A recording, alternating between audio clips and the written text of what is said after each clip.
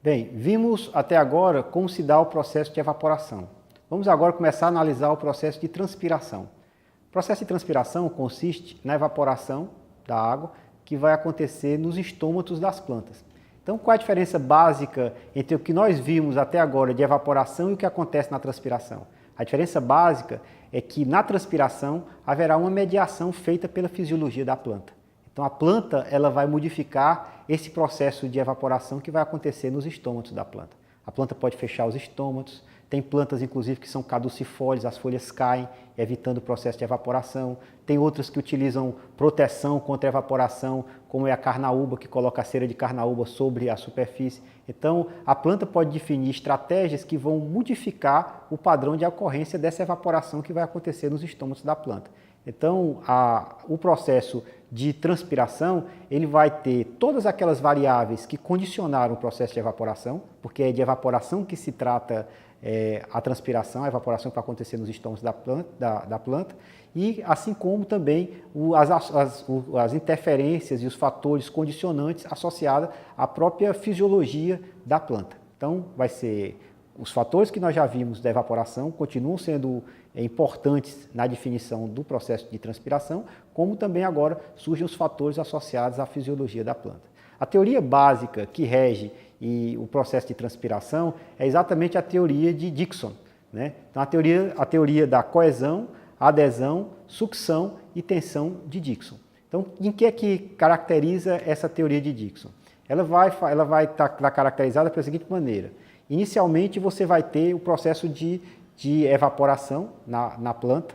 Esse processo de evaporação que vai acontecer no estômago da planta vai fazer com que haja uma primeira sucção, tá certo? Dentro do estômago, porque você vai ter capilares pequenininhos que vão estar chegando ali, ligando a água, que vai ligar da folha da planta até a raiz da planta, vai ter um conduto de água único, tá certo? Que vai mudar o diâmetro desse dutozinho vai modificando, vai ficando cada vez menorzinho à medida que chega a folha da planta, mas esse duto é um duto que vai ter uma coluna de água contínua.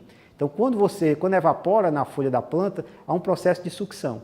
Esse processo de sucção que aconteceu na folha da planta vai se repercutir por toda essa coluna de água, através de dois processos. Um vai ser o processo de adesão e o outro o processo de coesão. A planta, as moléculas de água, elas ficam aderentes, como se estivessem segurando as paredes desse capilar, tá certo? Desse vaso que transporta a seiva bruta, tá certo? Que é o xilema.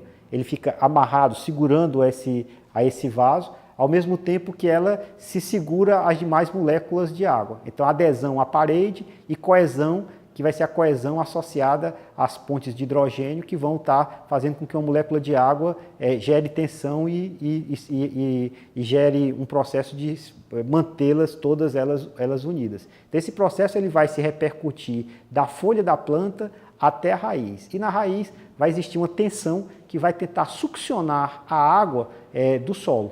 Então, essa tensão, a pressão osmótica, é uma pressão que vai tentar succionar a água do solo através dessa pressão negativa que a raiz da planta vai fazer sobre o solo. E aí com isso vai existir esse processo de transporte de água desde o solo até chegar à folha da planta e de lá acontecer o processo de evaporação.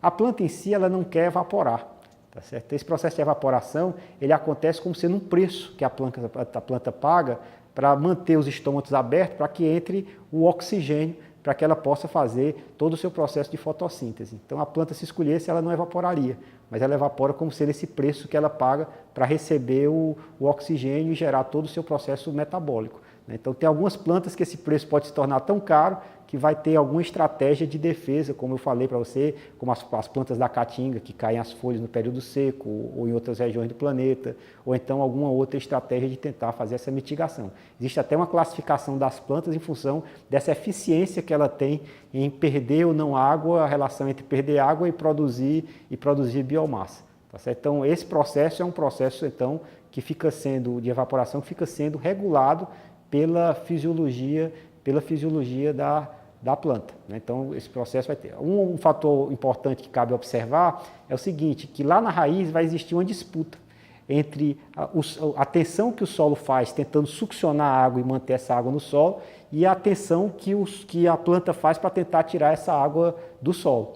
Então, quem vai vencer essa queda de braço é que define se a água fica no solo ou se a água vai ser mantida pela planta. Tem plantas que conseguem succionar muito e tem plantas que conseguem succionar menos. Então, tem alguns solos que são mais salinos, que eles vão estar tendo uma possibilidade de succionar mais a água do que a própria planta. Então, isso faz com que, mesmo tendo água no solo, a planta não consiga tirar e você tem uma planta que vai morrer, tá certo? Ela vai perecer. Então, essa disputa, tá certo? Então, tem plantas mais eficientes em fazer essa sucção e outras não. E aí a gente vai ter, inclusive, qual vai ser a adequação da planta a um determinado tipo de solo, etc. Mas o processo central que nós vamos ter, que vai definir como vai se dar o processo de transpiração, vai ser exatamente essa teoria aí de Dickson, que nós acabamos de ver, que é a teoria da coesão, adesão, sucção e tensão.